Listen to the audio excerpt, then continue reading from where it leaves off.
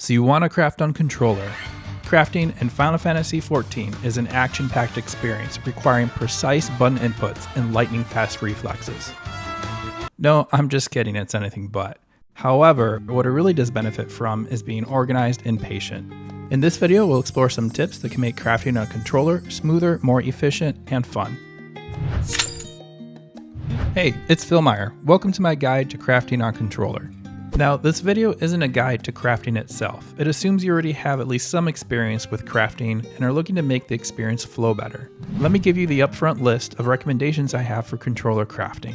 I think the best way to explain their benefits is just to show you, as I have some items I need to craft. We'll start with those controller settings. There are two specific settings I'd recommend turning on. The first is to turn on the ability to copy and paste using the controller. You can find this in System Configuration. When this is turned on, you'll be able to paste any text that you've copied to a text entry field without needing to reach for that keyboard. Next, if you're playing on PlayStation, you'll be able to turn on the expanded touchpad controls from this same settings menu. Normally, you'd use the touchpad button to cycle forward in a loop across the various UI components on the screen, but with this setting turned on, you can use one half of the touchpad to cycle forward and the other half to cycle backwards. This just makes it a little easier to get between your different UI windows, which you do quite a bit of while crafting. If you're using a controller on PC, you can likely achieve similar results by using keybinds and a third-party input modifier such as Steam Input, but that's not something I'll be getting into here. Next, find a cross-hotbar layout that you find intuitive for your crafting job actions. Since crafting is not time-based, I prefer to have a layout that is organized logically rather than something designed for fast inputs. Generally, I keep my touch actions, which increase item quality, on one side of my double-cross hotbar, and synthesis actions, which increase crafting progress, go on the other side. Since all crafting jobs use the same actions, we can ensure that each job's cross hotbars are the same by using a macro. First, I've picked a crafting job that I consider to be my primary crafting job. If you don't have a particular crafting job that you consider a primary one, pick your highest level job. In my case, that would be Weaver. Get to your user macros, then we'll create a macro that copies your cross hotbar layout from the crafting job you've chosen to all of your other crafting jobs. So, in this example, Weaver's first and second hotbars are copied to each of the other crafting job hotbars, instantly bringing them up to parity. With this macro, if I want to change my crafting hotbar layout, I'd make a change in Weaver's hotbars, then execute the macro to copy them to my other jobs. Now, if you don't want to pick a primary crafting job, you could instead opt for creating macros that copy your current job's hotbars to the other crafting jobs. That way you can modify your crossbar layout regardless of which job you have equipped. If you go that route, however, you'd need to use two macros, as it would require 16 macro commands to do this, and each macro can only have a maximum of 15 commands. Whichever approach you prefer will help keep those layouts in sync. If you check the video description, I'll have these macros written there for easy copy pasting. Alright, next up, since we're already in here editing macros, let's create another that will bring up our gear set list. This will bring up the same gear set menu that can be accessed from the character UI. This is super handy for switching jobs quickly and only requires one hotbar slot to do so. This macro is very simple, we just need to add a single line, and this is /gearset. Next, you can drop this macro onto one of your shared cross hotbars, and I highly recommend that that be the hotbar that you use as your extended cross hotbar. I'll explain why I recommend this as we get to it later in the video. Now, optionally, I'd also recommend creating a macro that can clear your chat log, and this is what that would look like. We're going to use the chat log for note taking, and this lets you reset your notes without having to reach for a keyboard. Okay, so next suggestion. I really recommend dedicating at least one shared hotbar for crafting. Better yet, use two. We'll use these hotbars as shortcuts to crafting recipes, specialist actions, food, and optional crafting macros. The reason we want these hotbars to be shared is so that they can be quickly modified and accessed regardless of which job you currently have equipped. If you're finding that dedicating additional cross hotbars to crafting interferes with some other aspect of your setup, check out my adaptive cross hotbars video later on, which I'll link in this video's description. Okay, two more things and then we'll be done with the setup. The next recommendation is to get a Linkshell that you are the only member of. If you're not familiar with Linkshells, it's Final Fantasy XIV's method for providing chat channels. We'll use this Linkshell for note-taking purposes, which we'll get to soon. You can register a new Linkshell from a Linkshell distributor NPC. There is one in each of the 3 main city-states, Gridania, Ul'dah, and Limsa. I'll list their locations in the video description. Linkshell names are unique to the data center you're playing on, so trying to name it Notes probably won't work out. Because of this, I chose to name mine with my character name. Now once you have your Linkshell, you can choose to add a new chat log tab specifically for it, or instead you could choose to include it in whatever chat log filter you prefer. This can be set up in the log filter settings in character configuration. Now lastly, as you get more into crafting, you'll also likely get into gathering as well. Final Fantasy XIV's in-game tools for both of these is quite good, but there are times where you may need an additional reference for materials or even crafting recipes. For this, I recommend checking out the Garland Tools website. If you're a couch or console player, grab the mobile phone app. Alright, we got everything set up. Now let's get to crafting so I can show you how I use all of these together. So here's my mission for the video. Talina, one of my retainers, has outdated gear. I'd like to take the time to craft higher level botanist equipment for her. Talina is currently level 61, so I'll head over to the market board to see what equipment would be best for a botanist of that level. I'd like to craft a full botanist armor set, so I'm looking for headwear, a chest piece, gloves, pants, and footwear. I'll do a search for level 61 botanist gear. Looking at the search results, I can bring up the crafting recipe for the top equipment pieces from the marketplace item context menu. If the crafting recipe looks like something I'm willing to take on, I'll add the recipe to my crafting favorites so I can more easily find them again in just a moment. I'll do this for each of the equipment pieces I'd like to create. So remember those shared hotbars that I reserved for crafting? What I'd like to do next is add each piece of equipment to those crossbars to make it even easier to look up again.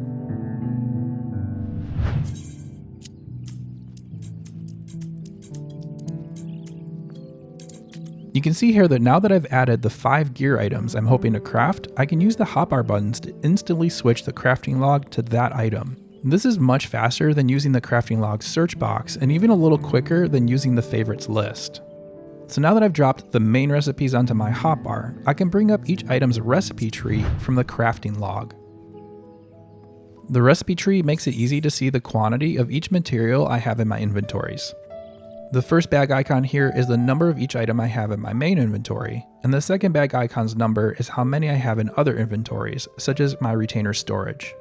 The recipe tree is great for understanding what intermediate items are required for a recipe, along with the raw materials.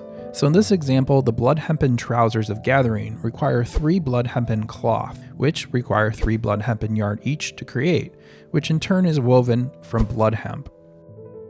In addition to the recipe tree, I can also view each item's raw material list. This will show you a flat list of all the basic materials required to craft it. It will not include any intermediate crafting materials. However, if you check the box for only displaying materials with insufficient stock, this filters the list to only show you materials you do not have enough of, but it does take into account if you already have some of the intermediate items. So for example, the raw materials list for the blood hempen trousers of gathering is showing I need 12 more blood hemp, even though it takes 16 to craft the item. And this is because I already have some blood hempen yarn in my inventory. For any raw materials I may need, I can bring up its entry in the gathering log right from the recipe tree, which brings up information on where I can find it. So in the case of blood hemp, this can be found in the fridges within Gridania. You can also invoke the materials entry in the gathering log to bring up a map of the location. If the material isn't shown or the map isn't available, it can mean one of a few things. You may not meet the recommended level for gathering the material, or the material may be only available from special nodes with specific restrictions. For those, that's where looking up the material on Garland Tools can be helpful, and is why I recommend having that accessible as you go through these lists. So now, by referring to the recipe trees and the raw material lists, I can get a better understanding of which items I may have stored with my retainers, and which items I may need to acquire. What I find helpful to do next is to build up a list of materials that I don't have enough of, so I can decide how to acquire them. This is where our note-taking Linkshell comes in handy. With the Linkshell selected in my chat log, I can bring up the context menu on each necessary material and link it directly to chat. I use this to build up a shopping list that I can refer to quickly. Next, I'm going to check if Elwyn, my combat job retainer, would be able to get the Gangana skin that I need from a venture. I'll bring up her ventures menu, then I can copy and paste the Gangana skin from my chat log to the search box. I do this by tabbing to the chat box, then press up on my directional pad to highlight the Ngagana skin, then press square to bring up its context menu. From there, I can choose copy item name, which copies it to my clipboard. Then I can tab to the search box and press L1 plus R1 together to paste the material name and search for it.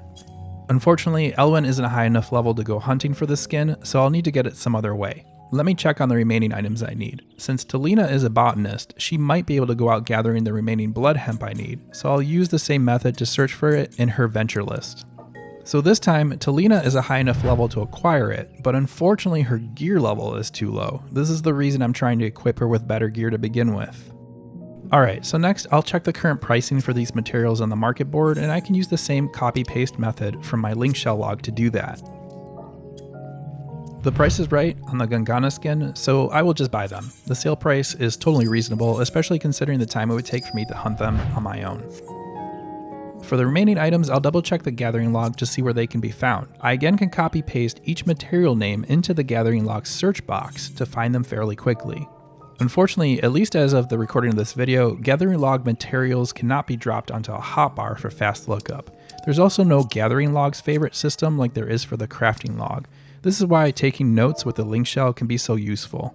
I do want to mention that as an alternative, you can pin the raw materials list so that it stays open. However, this list only shows materials for a single crafting recipe, and while it stays open while browsing the market or gathering, it will close while speaking with your retainer. These are more reasons why I prefer the Linkshell notes method.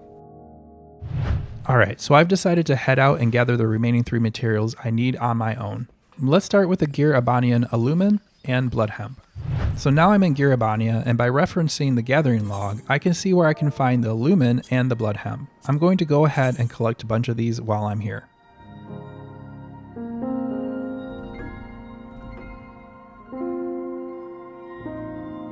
Alright, I've got enough of the materials from this location, so now I'm going to try and grab that gold ore from Eastern Thanalan. I made it all the way here when I checked Garland tools and realized that this node only spawns at specific times of the day. I've got a video to make, so I don't have time for that. I admitted defeat on this one and opted to buy it from the market instead. So now I think I have the items I need, let's get to crafting.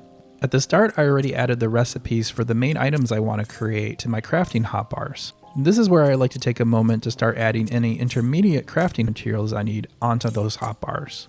This makes it a lot faster to select its crafting recipe without needing to dig into the crafting log and recipe trees. This is particularly useful for any crafting recipes that are used for multiple items on my crafting list.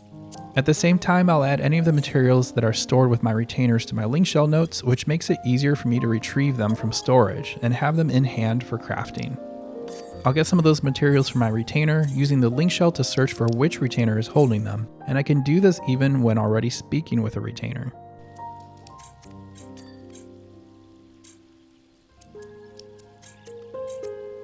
Now that I think I have all the materials I need in hand, I can finally get down to crafting those items. I can get straight to the crafting recipe I need right from the hotbar, and then this is where the gear set macro on my extended hotbar comes in handy. After getting to the crafting recipe, we can see which crafting job is required to create it. With the gear set macro on my extended hotbar, I can pull up my job list from here without closing out the crafting menu. The reason that extended hotbar specifically is helpful for this is that it can be switched to without changing my current hotbar. In the crafting menus, L1 and R1 on the controller are now used for switching tabs in the UI, meaning I can't currently use R1 to switch my hotbar without first leaving the crafting UI. This doesn't prevent the extended hotbar from being shown though. Now this is a small optimization, but I find it really helps so you're not constantly opening and closing these crafting menus. So now that I've switched to the correct crafting job, I can start synthesis. Here's another small tip. When I begin synthesis, the crafting log automatically closes, leaving the gear set list up. Controller UI focus moves automatically to the gear set list when this happens. So if I press the cancel button at this moment before the crafting UI appears, it will close the gear set list as my character prepares for synthesis. This is a really tiny detail, but I wanted to mention it because it helps prevent the need from having to tab to the gear set list later on if you want to close it. So now let's craft that material we need.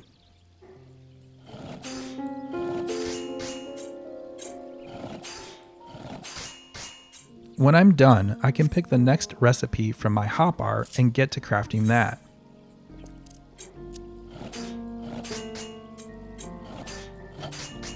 When I finish crafting the final product, in this case it will be the leggings, I like to remove its recipe from my hotbar along with any of its intermediate material recipes, which is my way of checking it off my to-do list. I'll repeat this process for my remaining items, working through all the recipes on my hotbar and removing them as I go. The key things that really help me stay efficient are adding those recipes to my hotbar, which lets me quickly switch between them, and having that gear set macro on my extended hotbar so I can easily switch to the correct crafting job for each item. Let me narrate the full synthesis for one more item just to help make sure the process is clear. So next, I'd like to create the Gangana skin bush hat. I'll bring up his crafting recipe from my hotbar. I can see that I currently have none of the necessary materials in my inventory, so let's start by crafting the required rose gold nugget. I'll bring up the recipe for the rose gold nugget from my hotbar. So I forgot to get the copper ore I need from this for my retainer. I'll go grab it from Talina now. Alright, now I've got that copper ore, I'll bring up the recipe for the rose gold nugget again from my hotbar. I need to be a goldsmith to craft this, so I'll use my gear set macro to switch to goldsmith. I'm ready to synthesize, so I'll start the process by hitting triangle on my controller. As I start synthesis, I'll hit the circle button to close out my gear set menu.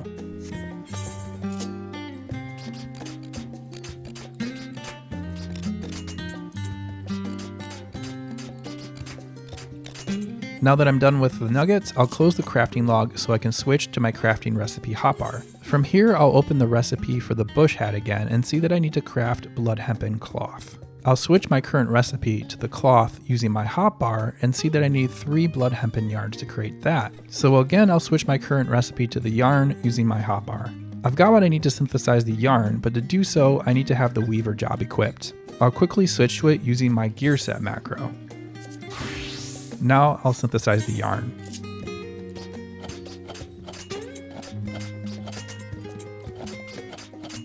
With the yarn in hand, I'll bring up the blood hempen cloth recipe from my hotbar again.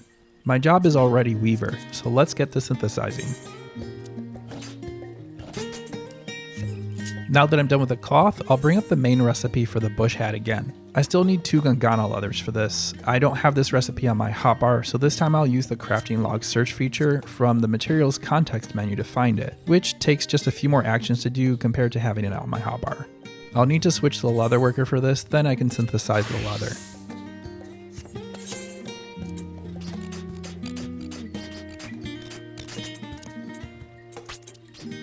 I finally have all the intermediate materials I need now, so I can finish up by crafting the hat.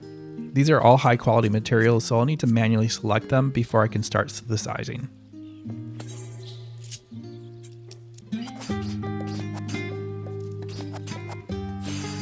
With the bush hat completed, I will remove its recipe from my hotbar along with its supporting material recipes. So now I can keep working my way through my crafting list, but I won't include all of those in this video. Thanks for watching the video, especially if you've made it this far. I'd like to know what you thought of this process. Did you see anything that would help you with your flow, or do you have suggestions that might help other players? Drop a comment down below and let me know. And like always, keep adventuring and take care.